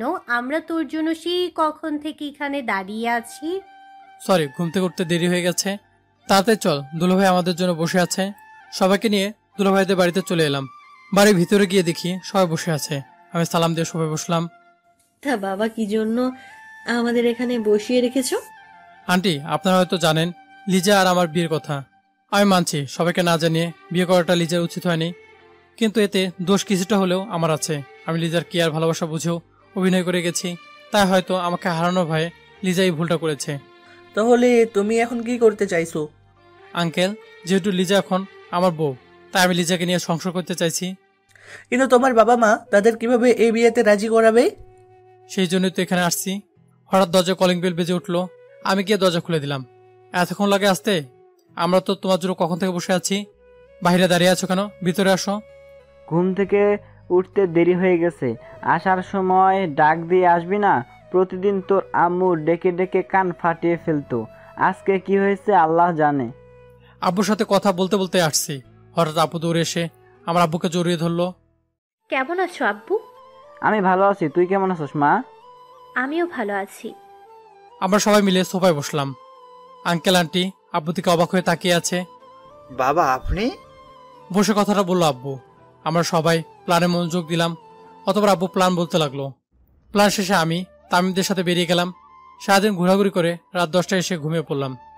আজ 3 দিন হলো রিয়ার সাথে দেখা করতে পারি নাই। এই 3 দিন তামিমদের সাথে প্ল্যানে কিছু কাজ করেছি। আগামীকাল ভার্সিটি যাওয়ার প্রস্তুতি নিয়ে ঘুমিয়ে পড়লাম। সকালে ঢোলের শব্দে ঘুম ভেঙে যায়। ঘুম ঘুম চোখে বারান্দায় দাঁড়িয়ে বললাম, কে রে এত সকাল ঢোল বাজিয়ে আমার কাঁচা ঘুমটা ভাঙিয়ে দিল? তোমার বউ গো। কড়াটা শুনতে নিচে তাকে দেখি লিজা দাঁড়িয়ে আছে, আর তার পিছনে ব্যান্ড পার্টির লোক। আমি দৌড়ে নিচে চলে গেলাম। তুমি এখানে কেন? আর এই লোকগুলো এখানে কি করছে? আস্তে আস্তে এত বিচলিত হচ্ছ কেন? আগে মিষ্টি মুখ করো, তারপর সব বলছি। আমার মুখে এক এক করে 3টে মিষ্টি ঢুকিয়ে দিল। আমি কোনো মতো মিষ্টি শেষ করলাম। এবার বলো এসবের মানে কি? জান, তুমি বাবা হতে যাচ্ছ আর আমি মা। লিজার মুখে কথাটা শুনে গলায় মিষ্টি আটকে গেল। খুব খুব করে কাশি দিলাম। লিজা পানি এনে সামনে ধরলো। আমি পানি গ্লাস লিজার হাত থেকে নিয়ে খেয়ে আব্বু আম্মুর দিকে তাকালাম। আম্মু রেগে চোখ লাল করে ফেলেছে। আব্বু বোকার মতো দাঁড়িয়ে আছে। আমি লিজার দিকে তাকিয়ে দেখি লিজা মুচকে মুচকে হাসছে। এই, তোমার হাসি বন্ধ করো। তুমি ব্যান্ড পার্টি নিয়ে এসব কথা এলাকায় বলতে বলতে আসছো? বেচারা আমার জন্য অনেক কষ্ট করেছে। আমার পরিবারের মান সম্মান মাটিতে মিশিয়ে দিয়েছে। উনি আসছে আরেকজনের চিন্তা করতে। ঠাস করে একটা থাপ্পড় দিলাম। লিজা গালে হাত দিয়ে কান্না করে দিল। আম্মু এসে লিজাকে নিয়ে বাড়ির ভিতরে চলে গেল। ব্যান্ড পার্টির লোক ব্যান্ড বাজাচ্ছে, তাই সামনে গিয়ে ধমক দিতেই সবাই পালিয়ে গেল। রাগে আমার শরীর ঘেমে যাচ্ছে। আমি দুলাভাইকে ফোন দিলাম। হ্যালো দুলাভাই, লিজা এসব কি শুরু করেছে? কেন, লিজা আবার কি করলো? কি করে না সে, সেটা বলেন। আপনার বোন সারা এলাকায় ব্যান্ড পার্টি বাজিয়ে জানিয়ে দিয়েছে সে নাকি মা হতে যাচ্ছে। কি বলছো? লিজা এসব করেছে আর আমরা কিছুই জানি না? তবে আর বলছি কি, তাড়াতাড়ি আসেন। ফোন কেটে দিয়ে বাড়ির ভিতরে গিয়ে আরেক দফা অবাক হলাম। আম্মু লিজাকে সবাই বসিয়ে নিজের হাতে খাবার খাইয়ে দিচ্ছে। লিজা গালে হাত দিয়ে ফুফু হয়ে কান্না করছে আর খাবার খাচ্ছে। ওইদিকে আম্মু আলগা ভালোবাসা দেখিয়ে বলছে, আমার আম্মুটার গালে থাপ্পড় দিয়ে কি অবস্থা করেছে। আজকে শাকিল বাড়ি আসুক, দেখে নিব আমার আম্মুর গায়ে হাত তোলা। আমার কথা শুনে লিজা কান্না বেগ আরো বাড়িয়ে দিল। আমি আর আব্বু দূর থেকে দাঁড়িয়ে এদের কাহিনী দেখছি। হঠাৎ দরজার দিকে তাকিয়ে দেখি দুলাভাই, আপু, আঙ্কেল আন্টি থ মেরে দাঁড়িয়ে আম্মু আর লিজার দিকে তাকিয়ে আছে। আম্মু লিজাকে যত্ন করে খাইয়ে দিয়ে রুমে পাঠিয়ে দিল। হঠাৎ দুলাভাই আব্বুর পিছনে গিয়ে কানের কাছে কি যেন মুখ নিয়ে বলল, বাবা এখানে কি হচ্ছে আমি কিছুই বুঝতে পারতেছি না। আমিও বুঝতে পারছি না, শুধু নীরব দর্শকের মতো তাকিয়ে তাকিয়ে দেখছি। হঠাৎ ফোনটা বেজে উঠলো। স্ক্রিনে তাকে দেখি হৃদয়। আমি ফোন রিসিভ করতেই ওপাশ থেকে হৃদয় বলে উঠলো, দোস্ত তোর ভাবি তো পেয়ে গেছি। রাখ শালা, তোর ভাবির গুষ্টি গিলেই। তোর আবার কি হলো? কি হয়েছে দেখতে চাস? তাহলে বাড়িতে চলে আয়। রেগে ফোনটা কেটে দিয়ে যে পকেটে ফোনটা রাখবো এমন সময় আম্মু বলে উঠলো, এই হারামজাদা, তুই এখানে কি করছিস? রুমে যা। আমি আম্মুর কথা মতো মাথা নিচু করে রুমে চলে আসলাম। রুমে বসে ভাবছি কিছুক্ষণ আগের কথা। এসব কি হলো? আমরা প্ল্যান করেছি লিয়ার জন্য আমি সুইসাইড করব। ডাক্তার আঙ্কেল মানে হৃদয়ের মামা আম্মুকে বলবে এবারের জন্য রুগীকে বাঁচাতে পেরেছি, তবে আবার সুইসাইড করার চেষ্টা করলে আমাদের হাতে আর কিছু করা থাকবে না। রুগী যা চাইছে আপনারা সেটাই করেন। আর একটা কথা, এই লিজা মেয়েটাকে রুগী বারবার এই নাম ধরে রাখছিল। আপনারা যত তাড়াতাড়ি পারেন এই মেয়েটাকে রুগীর কাছে নিয়ে আসেন, না হলে রুগী আবার সুইসাইড করার চেষ্টা করতে পারে। আম্মু গিয়ে লিজার আব্বু আম্মুর কাছে ভুল স্বীকার করে লিজাকে আমার কাছে নিয়ে আসবে। প্ল্যানের কথা ভাবতে ভাবতে ঘুমিয়ে গেলাম। 11টার সময় নিলয় মানে আমার মামাতো ভাইয়ের ডাকে ঘুমটা ভেঙে যায়। তুমি কখন আসলে? সকালে এসেছি, এখন ঘুম থেকে উঠ, আমার আবার অনেক কাজ পড়ে আছে। তুমি আবার কি কাজ? বাড়িতে তো কাজ করার জন্য লোক আছেই। বাইরে গিয়ে দেখ, তাহলেই বুঝতে পারবি। বাইরে এসে দেখি বাড়িটা সুন্দর করে সাজানো হয়েছে। মনে হয় আজকে এই বাড়িতে বিয়ে হবে, কিন্তু বিয়েটা কার? আর বিয়ে হলে আমি তো জানতেই পারতাম। তাহলে কার বিয়ে? দূর, আমি এত চিন্তা করছি কেন? নীলয় ভাইকে জিজ্ঞেস করলেই তো হয়, উত্তর পেয়ে যাব। আমি রুমে ঢুকে নীলয় ভাইয়ের সামনে দাঁড়ালাম। কিছু কি বলবি? বাড়িটা এত সুন্দর করে সাজানো হয়েছে কেন? বিয়ে হবে তাই। কার বিয়ে? তোর আর লিজার। কি? আমার বিয়ে? আর আমি জানি না? এই বিয়ে আমি করব না। দরকার পড়লে বাড়ি থেকে পালিয়ে যাব, তো বিয়ে করব না। কি বললি তুই? দরজার দিকে তাকিয়ে দেখি লিজা চোখ গরম করে দাঁড়িয়ে আছে। লিজাকে দেখে আমার শরীর আপনা আপনি কাঁপতে শুরু করলো। লিজা এসে নীলয় ভাইকে বাইরে পাঠিয়ে দরজা বন্ধ করে দিল। আমি ভয় শেষ। লিজা আমার কাছে এসে গালের উপর আঙ্গুল দিয়ে স্লাইড করে গলায় এসে আমার শার্টের কলার চেপে ধরে। কি বলেছিলি তুই আমাকে বিয়ে করবি না, তাই তো? না না, আমি আবার কখন কি করলাম? আমি তো বলেছি এই বিয়ে আমি নাচতে নাচতে করবো। সবাইকে দেখাতে হবে না আমি আমার বউকে কতটা ভালোবাসি। তাই বুঝি? তাই। তাহলে আমাকে এখন একটু আদর করে দাও। না না। কি বললে? করছি তো। আমি লিজার গালে কিস করলাম। আমি কি গালে কিস করতে বলেছি? আমি এইখানে কিস করতে বলেছি। আমি পারবো না। তোমাকে করতে কে বলেছে? আমি নিজেরটা নিজেই নিয়ে নিচ্ছি। লিজা আমাকে বিছানায় ফেলে বুকের উপরে উঠে কিস করতে লাগলো। 3 মিনিট হয়ে গেল কিন্তু ছাড়ছে না। 5 মিনিট পার হয়ে গেল তবুও ছাড়ছে না। এদিকে ঠোঁট কেটে গেছে আমার, আবার দম বন্ধ হয়ে যাচ্ছে। আমি লিজাকে ধাক্কা দিয়ে বিছানায় ফেলে দিলাম। এভাবে কেউ পাগলের মতো কিস করে? সরি। ঠিক আছে, রুমে যাও। লিজা মুখ গুমরা করে রুমে চলে গেল। এরপর তামিমরা এসে আমাকে নিয়ে হাসাহাসি করতে লাগলো। আমি আর কি বলতাম, বসে বসে শুনে যাচ্ছি। সন্ধ্যা 7টা কাজী এসে আমাদের বিয়ে পড়িয়ে দিল। একটু পর আমাদের দুজনকে টেবিলে বসিয়ে এক প্লেটে খাবার দিল। আমি লিজার মুখে 1 লোকমা খাবার দিলাম। লিজা খাবার খেয়ে আমার মুখে এক লোকমা তুলে দিল। খাবার মুখে নিতে চোখ দিয়ে পানি পড়তে লাগলো। হঠাৎ লিজা শাড়ির আঁচল বের করে আমার চোখের পানি মুছে নিল। খুব কষ্ট হচ্ছে। হুম। সরি। আমি লিজার দিকে তাকিয়ে দেখি লিজার চোখের পানি টলমল করছে। আমি লিজার কপালে কিস করতে যাব এমন সময় আপু বলল, এই কি করছিস তোরা? এখানে কি বাসর সেরে ফেলবি? আপুর কথা শুনে সবাই হেসে দিল। আমি লজ্জা পেয়ে দৌড়ে এসে রাত 11টা বন্ধুরা জোর করে ছাদ থেকে নামিয়ে বাসর করে ঢুকিয়ে বাইরে থেকে দরজা আটকে দিল। আমি বিছানার দিকে তাকে দেখি লিজা বিছানা নেই। ওয়াশরুম থেকে শুরু করে সব জায়গায় খুঁজেও লিজাকে পেলাম না। হঠাৎ বারান্দায় গানের শব্দ পেলাম। আমি গুটি গুটি পায়ে বারান্দায় গিয়ে দেখি লিজা বারান্দায় সুন্দর করে পর্দাটা নিয়ে হাঁটু পর্যন্ত শাড়ি উঠে লুগি ডান্স গানে তাল মিলে নাচছে। আমি দাঁড়িয়ে লিজার নাচ দেখছি। গানের মাঝখানে লিজা উল্টো দিকে ঘুরে দেখে আমি দেওয়ালের সাথে হেলান দিয়ে লিজার দিকে তাকিয়ে আছি। লিজা লজ্জা পেয়ে দৌড়ে রুমে গিয়ে বিছানার উপরে উঠে বসে পড়ল। আমি নিজেকে স্বাভাবিক করে রুমে গেলাম। রুমে গিয়ে লিজার পাশে বসে লিজার হাত ধরে বললাম, তুমি কিন্তু অনেক সুন্দর নাচতে পারো। আজকে না দেখলে আমি জানতে পারতাম না আমার বউ এত সুন্দর করে নাচতে পারে। দূর, হাসি পাচ্ছে তাই না? দাঁড়াও, দেখাচ্ছি মজা। লিজা আমাকে ধাক্কা দিয়ে ফেলে আমার গালে কামড় বসিয়ে দিল। আমিও কম কিসে লিজাকে ধাক্কা দিয়ে বিছানায় ফেলে আমি লিজার ঘাড়ে ও গলায় কামড় বসিয়ে দিলাম। লিজার এগিয়ে আমার বুকে কামড় বসিয়ে দিল। আমি লিজার 2 হাত শক্ত করে চেপে ধরে লিজার নাকের কাছে নাক ঘষা দিলাম। লিজা নড়াচড়া বন্ধ করে শান্ত হয়ে যায়। তা ম্যাডাম, এসবের মানে কি? কোন সব? এই যে আপনি আর আম্মু মিলে প্ল্যান করলেন আর আমাকে কিছুই জানালেন না। আমি শুধু একটু কষ্ট করলাম। সরি, তোমাদের সারপ্রাইজ দিতে চাইছিলাম কিন্তু বলি নাই। কিন্তু আমরা যে এতটা কষ্ট করলাম তার কি হবে? বললাম তো সরি। সরিতে কাজ হবে না, এই জন্য তোমাকে শাস্তি পেতে হবে। প্লিজ, আজকে না। আজকে তো আমাদের বাসর রাত। আজকে কোনো বাসর হবে না, এটা তোমার শাস্তি। কি বললি? তুই কেন তোর বাপের এসেও বাসর করব? তাহলে আমার বাবাকে পাঠিয়ে দিই, তার সাথে বাসর করো। লিজা রেগে বুকের উপর থেকে বসে হাত 2টা খাটের সাথে বেঁধে ফেললো। এবার বাসর না করে কোথায় যাবে জানতু? তুমি আমার হাত বাঁধলে কেন? আজকে তোমাকে ধর্ষণ করে বাসর করব। কি? জি। লিজা আমার ঠোঁটের উপর রোমান্টিক অত্যাচার শুরু করে দিল। আমি শুধু অসহায়ের মতো শুয়ে আছি। 5 মিনিট পর ঠোঁট ছেড়ে দিয়ে বলল, জান, দ্বিতীয় রাউন্ডের জন্য প্রস্তুত হও। কিসের দ্বিতীয় রাউন্ড? আর সেদিন বলেছিলে না আমরা দুজন মিলে একটা ক্রিকেট টিম বানাতাম, তার কথা বলছি। ঠিক আছে, তার আগে আমার হাত খুলে দাও। তুমি একা একা কিভাবে ক্রিকেট টিম বানাবে? কে বলেছে আমি একা? তুমি আছো না। তুমি এভাবে শুয়ে থাকো, বাকি কাজ আমিই করে নিব। লিজা আমার পায়জামা পাঞ্জাবি খুলে আমার পর ঝাঁপিয়ে পড়লো। আমি শুয়ে ভাবছি আজকে আমার বউ আমাকে বাসর ঘরে ধর্ষণ করলো। এই মুখ নিয়ে আমি কিভাবে সবার সামনে দাঁড়াবো? একটু পর লিজা ক্লান্ত শরীরে আমার পর শুয়ে পড়ে, তারপর হাতে বাঁধন খুলে দেয়। আমি লিজার কপালে চুমু দিয়ে লিজাকে বুকের সাথে মিশিয়ে নিলাম। লিজা আমার বাহু ধরে আঁকড়ে ধরে ঘুমের দেশে হারিয়ে যায়। আজ চলে এলাম বাড়ি থেকে। ভালো লাগে না বন্দি থাকতে। আগে আমি পরিচয় দিয়ে নিই। আমি রিমন, বাবার রাষ্ট্রপতি, তাই সবসময় আমার সাথে 20 জনের মতো গার্ড থাকে, যেটা আমার ভালো লাগে না। তাই বাড়ি থেকে চলে আসছি। বাবাকে আমি অনেকবার বলেছি, কিন্তু বাবা শোনেনি। শুনলে হয়তো আমাকে বাড়ি ছেড়ে চলে আসতে হতো না। বাবার কাছে একটা ফোন দিয়ে নেই। তুই কোথায়? বাবা শোনো, আমার ওই বড়লোকের জীবন ভালো লাগে না, তাই চলে আসছি। আমাকে খোঁজার চেষ্টা করো না। আমি এখানে আমার নিজের যোগ্যতায় পড়ালেখা করতে চাই। কিন্তু বাবা, কোনো কিন্তু নেই। আমি তোমার কার্ডটা নিয়ে আসছি, যখন টাকা লাগবে তোমাকে বলবো, আর তার আগে টাকা দিবে না। আচ্ছা, আর শোন বাবা, সাবধানে থাকিস। এই নিয়ে তুমি চিন্তা করো না বাবা, আমি সাবধানে থাকবো। এটা বলে ফোনটা কেটে দিলাম। একটা ফ্ল্যাট নিয়েছি, সারাদিন বসে ফ্ল্যাটটা নিজের মতো সাজালাম। তারপরের দিন আমি কলেজে ভর্তি হলাম, অনেক বড় কলেজ। আমি মনে ভাবতেছি ভালো করে পড়াশোনা করে নিজের যোগ্যতা অর্জন করে বাবার সামনে দাঁড়াবো।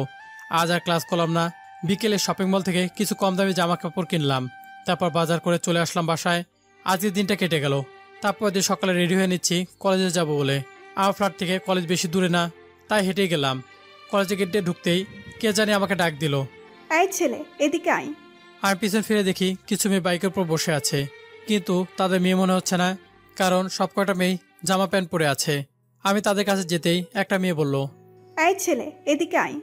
কলেজে নতুন মনে হচ্ছে, আগে কখনো তো দেখিনি। জি আমি নতুন, আজকে কলেজে প্রথম দিন। বড় আপুদের দেখলে সালাম দিতে হয়, জানিস না? আপু, আজকে প্রথম এলাম তাই জানি না। আচ্ছা আপু, ইন্টার সেকেন্ড ইয়ারের রুমটা কোন দিকে? তারপর ওদের মধ্যে একটা মেয়ে সে মেয়েটিকে বলল, মাইশা, ও তো আমাদের ক্লাসমেট। তার মানে এরা আমার ক্লাসমেট, আর এই মেয়েটার নাম মাইশা। তাতে কি হয়েছে? আর এই শোন, আমাকে সালাম দিস নাই তার জন্য 10 বার কান ধরে উঠবোস কর। আমি তো তোমার ক্লাসমেট, তোমাকে সালাম দিব কেন? সাথে সাথেই মাইশা আমাকে থাপ্পড় মারলো। তুই জানিস আমি কে? আমার বাবা এই এলাকার এমপি, আর তুই কোন সাহসে আমায় তুই করে বলিস? কলেজের সব ছেলে মেয়ে আমার কথা শুনে চলে, তুইও তাই করবি, না হলে তোকে এই কলেজ থেকে বের করে দিতে আমার 10 মিনিটও সময় লাগবে না। তাই তাড়াতাড়ি 10 বার কান ধরে উঠবোস কর। আমার কিছু বললাম না, 10 বার কান ধরে উঠবস করে ওখান থেকে চলে আসলাম। তারপর ক্লাসের দিকে যাচ্ছিলাম, হঠাৎ করে কারোর সাথে ধাক্কা খাই। তারপর নিচে চেয়ে দেখি একটা মেয়ের সাথে ধাক্কা খেয়েছি। মেয়েটা মাটিতে পড়ে আছে। মেয়েটা উঠে আমার কাছে আসতেই আমার হাত দুটি গালে চলে যায়। আমি চোখ বন্ধ করে নেই। অনেকক্ষণ হয়ে গেছে, এখনো কালে কোনো ব্যথা পেলাম না, তার মানে মেয়েটি আমাকে থাপ্পড় মারেনি। আমি আস্তে আস্তে চোখ খুললাম। চোখ খুলে দেখি মেয়েটা আমার দিকে চেয়ে আছে। আপু বিশ্বাস করুন, আমি আপনাকে দেখতে পাইনি। বুঝলাম। তোর নাম কি? জি আপু, আমার নাম রিমন। আপনার? ঝুমু। খুব সুন্দর নাম আপনার। তোকে তো আগে কখনো এই কলেজে দেখিনি। আমি নতুন, আজ প্রথম কলেজে আসলাম, ক্লাস খুঁজে পাচ্ছি না। কোন ক্লাস? Inter second year. তাহলে তো আমরা ক্লাসমেট, তাহলে তো আমরা ফ্রেন্ড হতে পারি। তাহলে চলো ক্লাসে যাই। চলো। তা তোর বাবা কি করে? আমার বাবা ছোটখাটো একটা ব্যবসা করে, আর আমি পড়ালেখার জন্য এখানে এসেছি, আর এখানে একটা ফ্ল্যাট নিয়েছি, সেখানে থাকি। তোর বাবা কি করে? আমার বাবা এই এলাকার ওসি। তাহলে তো তোর তো অনেক ক্ষমতা। তারপর ক্লাস চলে এলাম। কিছুক্ষণ পর স্যার ক্লাসে আসলো, আমাকে সবার সাথে পরিচয় করে দিল। কিছুক্ষণ পর মাইশা ক্লাসে আসলো আর ফার্স্ট বেঞ্চে বসে পড়লো। একবার স্যারকে জিজ্ঞাসা করলো না। আস্তে আস্তে ক্লাস শেষ হয়ে গেল। আমি আর ঝুমু বাইরে চলে আসলাম। তারপর আমি আর ঝুমু একসাথে কলেজ থেকে বের হলাম। তারপর ঝুমু চলে গেল। আমি হোটেল থেকে খাবার খেয়ে বাড়ি চলে এলাম, মানে আমার ফ্ল্যাটে চলে এলাম। তারপর ফ্রেশ হয়ে বিছানায় শুয়ে পড়লাম। আর তখনই মনে পড়লো কলেজের কথাগুলো। আজ একটা এমপির মেয়ে আমাকে থাপ্পড় মেরেছে। ও যদি আমার আসল পরিচয়টা জানতো তাহলে হয়তো আমাদেরকে চাওয়ার তো সাহসী পেত না। যাই হোক, ঘুমিয়ে পড়লাম। তারপর বিকেলে ঘুম থেকে উঠে নদী পাড়ে গেলাম, অনেক ঘুরে রাতে খাবার খেলাম, হোটেলে, ফ্ল্যাটে গেলাম। তারপর দিন কলেজে গেলাম। কলেজে গিয়ে দেখি ঝুমু এখনো কলেজে আসেনি। আমি গেট দিয়ে আসতেই মাইশা আমাকে ডাক দিল, এই এদিকে আয়। আমি ওদের কাছে গেলাম। কাল তোর জন্য ঝুমু আমাদের অপমান করেছে, তাই তুই এখন সবার সামনে আমার জুতা মুছে দিবি। আমি পারবো না। মাইশা আমাকে ঠাস ঠাস করে থাপ্পড় মারলো। ছোট লোকের বাচ্চা, আমি যা বলবো তা যদি না শুনিস তাহলে কলেজ থেকে বের করে দিব। আর তোর ওই ঝুমু কিছুই করতে পারবে না। আমার বাবা এলাকার এমপি, ঝুমু যদি বেশি বাড়াবাড়ি করে তাহলে ওর বাবাকে অন্য কোনো জায়গায় বদলি করে দিতে আমার বাবার সময়ই লাগবে না। তাই যা বলছি তাই কর। আমি বেশি কথা বললাম না। পকেট থেকে রুমালটা বের করে যে ওর পা মুছবো, তখন মাইশা বলল, রুমাল দিয়ে নয়, তোর ওই ফুটপাত থেকে কেনা জামা দিয়ে মুছে দে। চিন্তা করিস না, যাওয়ার সময় আমি কিছু ভিক্ষা দিব না, তাই আর একটা জামা কিনে নিস। আর কিছু বললাম না। জামাটা খোলা মাত্রই সব এর আমার বডির দিকে চেয়ে রয়েছে। অনেকে বলতেছে, দেখ ছেলেটার একদম সিনেমার হিরোদের মতো বডি। আমি কোনো কথায় কান নিলাম না। আমি পা মুছে ক্লাসে চলে আসলাম। অনেকে আমার দিকে চেয়ে হাসতেছে। কিছুক্ষণ পর ঝুমু ক্লাসে এলো, এসে আমার কাছে বসলো। সরি, একটু লেট হয়ে গেছে। কি করছো তুমি? আমার কাছে সরি বলছো কেন? ছাড়ো তো, কলেজে তোমার কোনো বন্ধু নেই আর আমি দেরিতে আসলাম, এতক্ষণ তোমার একা থাকতে হয়েছে তাই। তাতে সরি বলতে হবে না। তার মধ্যে ক্লাসে স্যার এসে পড়লো।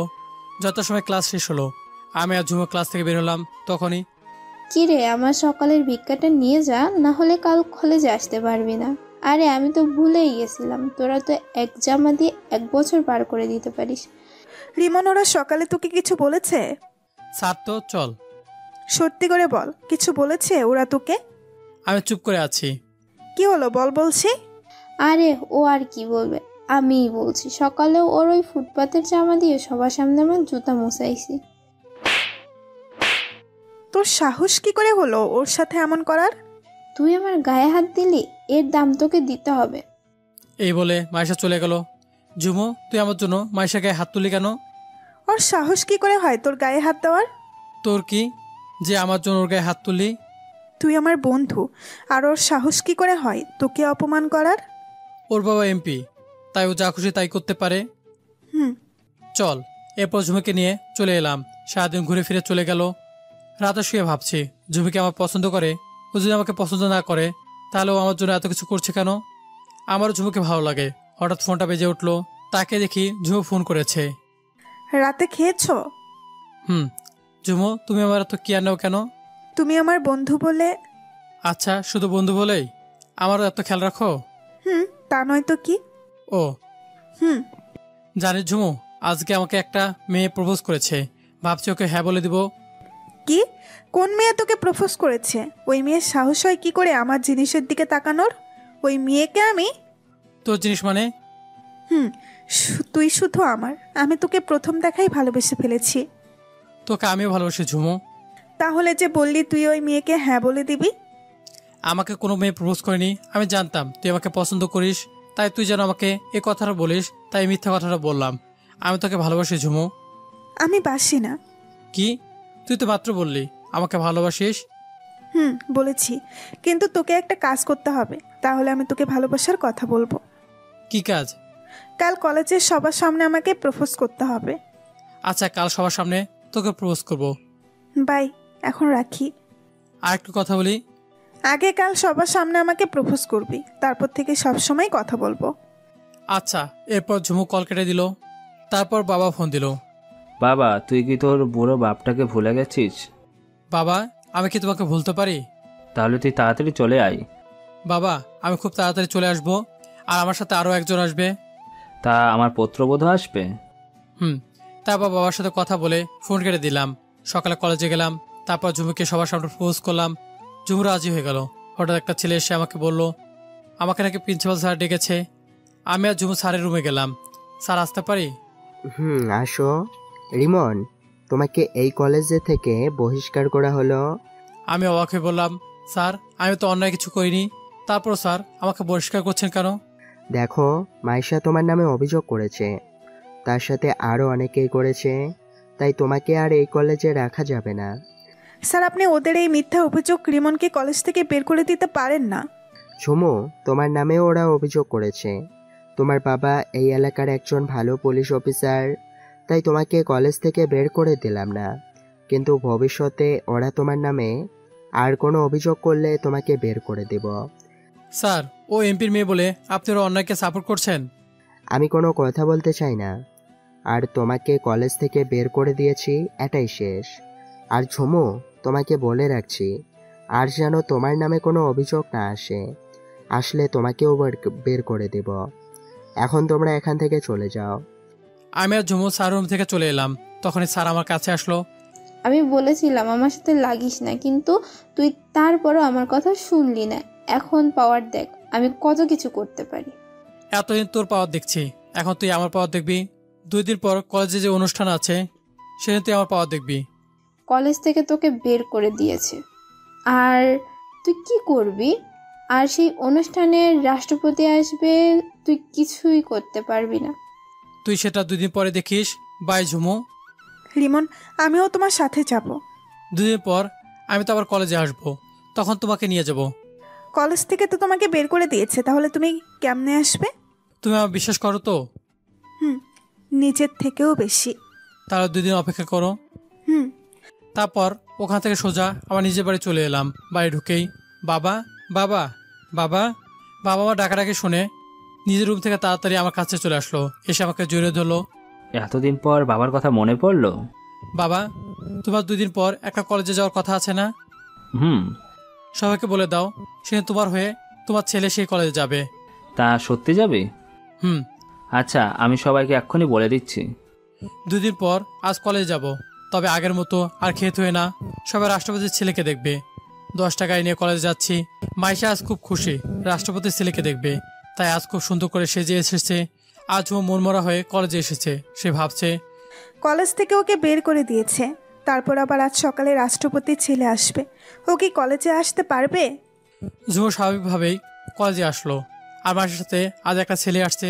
ছেলেটার নাম আশিক, মাইশা হবু স্বামী। আশিকের বাবা অন্য জেলার এমপি। আশিক দেখতে খুব সুন্দর আর মনটা ভালো। কলেজের রাষ্ট্রপতির ছেলেকে দেখবে বলে সবাই খুব তাড়াতাড়ি এসেছে। কিছুক্ষণ পর কলেজে 10টা গাড়ি ঢুকলো। সবাই গাড়িগুলোর দিকে চেয়ে আছে। এত দামি গাড়ি শুধু ছবিতে দেখেছে তারা। মাঝের গাড়ি থেকে আমি নামলাম। সবার চোখ এখন আমার দিকে, শুধু একজনের চোখ নিচের দিকে, সে হলো ঝুমু। তার কোনো দিকে খেয়াল নেই, সে শুধু ভাবছে আমি আসবো তো। আমি কাছে আসতে সবাই অবাক চোখে তাকিয়ে আছে আমার দিকে। কেউ ভাবতে পারেনি আমাকে এভাবে দেখবে। সবচেয়ে অবাক হয়েছে মাইশা। মাইশা মনে মনে ভাবতেছে এটা কিছুতেই হতে পারে না। আমি গিয়ে আমার প্রধান অতিথির চেয়ারে বসলাম। প্রিন্সিপাল স্যার আমার কাছে আসলেন। বাবা, তোমার কোনো অসুবিধা হচ্ছে না তো? হচ্ছে। আমাকে বলো, আমি এক্ষুনি ঠিক করে দিচ্ছি। আমি এবার উঠে সবাইকে বললাম, আপনারা সবাই আমাকে এই অবস্থা দেখে অবাক, কারণ আপনারা কেউ ভাবতেই পারেননি আমি রাষ্ট্রপতির ছেলে। আমি ছোটবেলা থেকে সাধারণভাবে চলেছি। আমি এত গাড়িতে থাকতে চাইনি। আমি হেঁটে স্কুলে গিয়েছি, কারণ আমার বড়লোকের জীবন ভালো লাগে না। বাবা রাষ্ট্রপতি হওয়ায় সবসময় আমার সাথে 20 জনের মতো গার্ড থাকতো। কেউ আমার সাথে কথা বলার সাহস পেত না। আমার ওই জীবন ভালো লাগছিল না, তাই চলে এসেছিলাম এখানে। সাধারণভাবে চলবো। এই কলেজটাও আমার বাবার। এই কলেজটা নিয়ে আমার অনেক স্বপ্ন, তাই আমি এই কলেজে ভর্তি হই। কিন্তু এই কলেজটাকে যে আমি এভাবে দেখবো আশা করিনি। এই কলেজটা নিয়ে আমার বাবার অনেক স্বপ্ন ছিল। আমার বাবা এই কলেজটার কথা আমাকে অনেকবার বলেছে, তাই আমি এই কলেজে ভর্তি হই। কিন্তু এই কলেজটা যে এখানকার ক্ষমতাবান লোকদের ছেলেমেয়েদের অহংকার দেখানোর জায়গা হবে আমি ভাবতে পারিনি। এই কলেজের মধ্যে আমি অনেকবার অপমানিত হয়েছি। আমি চাইলে সব অপমানের শোধ নিতে পারতাম, কিন্তু এই অহংকার জিনিসটা আমার মাঝে নেই। এই কলেজটা নতুনভাবে অহংকার মুক্ত করার জন্য আমি এবার কাল থেকে কলেজে আসব। আর এখন যদি কেউ কলেজে নিজের ক্ষমতা দেখানোর জন্য আসে তাহলে তাদের কলেজে আসার দরকার নেই, কারণ কলেজে আর কেউ যদি কাউকে অপমান করে তাহলে তাকে কলেজ থেকে বের করে দেওয়া হবে। আর আমি প্রিন্সিপাল স্যারকে বলছি, যদি এখনও আগের মতো কারো গোলামি করার চেষ্টা করে তাহলে আপনাকে কলেজ থেকে বের করে দেওয়া হবে। আর আমি কাল থেকে কলেজে আসলে আমাকে আলাদা করে সম্মান দিতে হবে না। আমি আমার বাবার ক্ষমতার সম্মান পেতে চাই না, আমি নিজের যোগ্যতায় সম্মান অর্জন করতে চাই। সবাই হাততালি দিচ্ছে। আমি এবার মাইশার কাছে গেলাম। মাইশা, একদিন তোমার নাম ধরে ডেকেছিলাম বলে তুমি আমাকে থাপ্পড় মেরেছিলে। এতদিন আমাকে অপমান করার জন্য তোমাকে আমি কি করতে পারি সেটা তুমি বুঝে গেছো আশা করি। আশিক এতক্ষণ আমার কথাগুলো শুনছিল। মাইশা, আমি তোমাকে আগেও বলেছি যে তোমার এই অহংকার আমার পছন্দ না। আজ তোমার জন্য আমাকে অপমানিত হতে হচ্ছে। অনেকবার আমি তোমার বলছি, কিন্তু তুমি শোনোনি। আজ যদি এনি রাষ্ট্রপতির ছেলে না হতেন তাহলে তুমি এইবার নিজের বাবার ক্ষমতার অহংকার দেখাতে। তাই আমি আর তোমার সাথে থাকতে পারবো না। আজ আমি গিয়ে বাবাকে বলে দেব আমাদের এই বিয়ে হবে না। আমি কোনো অহংকারী মেয়েকে বিয়ে করতে পারবো না। যেদিন তুমি এই অহংকার ছেড়ে আসতে পারবে সেদিন আমাকে পাবে। এ বলে আশিক চলে গেল। অহংকারের জন্য অনেক কিছুই আমাদের ছেড়ে চলে যায়। এখন মাত্র তোমার একজন ছেড়ে চলে গেছে, আর অনেকেই যাবে। আমি এবার ঝুমুর কাছে গেলাম। ঝুমু আমার দিকে একদিনে চেয়ে আছে। কি হলো, এমনভাবে চেয়ে আছো কেন? তুমি রাষ্ট্রপতির ছেলে? তাহলে তুমি গরিবদের মতো চলো কেন? তোমার তো টাকা পয়সা বাড়ি গাড়ির অভাব নেই। আমার সাধারণভাবে চলতে ভালো লাগে, তাই আমি সাধারণভাবে চলি। ঝুমু, আজ তোমাকে আমাদের বাড়িতে নিয়ে যাব। কেন? বাবা তোমাকে দেখতে চেয়েছে। কিন্তু তুমি রাষ্ট্রপতির ছেলে আর আমি একজন সাধারণ ওসির মেয়ে। তোমার বাবা আমাকে মেনে নিবে?